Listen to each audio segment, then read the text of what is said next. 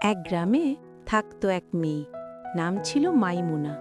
মাইমুনা ছিল খুবই শান্ত, ভদ্র আর বিনয়ী।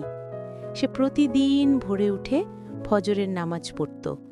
তারপর গরু ছাগলকে খাওয়ানো, মাকে কাজে সাহায্য করা, সব কাজের মাঝেও সে 5 ওয়াক্ত নামাজ একটাও বাদ দিত না। ধীরে ধীরে সবাই দেখল মাইমুনা সব সময় হাসি খুশি থাকে, তার মুখে এক অদ্ভুত শান্তির আলো। একদিন গ্রামের এক বৃদ্ধা বললেন, বাবা, মাইমুনা কেন সব সময় এত সুখী?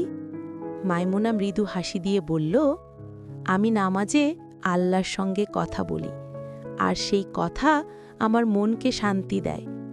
তারপর থেকে গ্রামের অনেকেই তার মতো নিয়মিত নামাজ পড়া শুরু করল।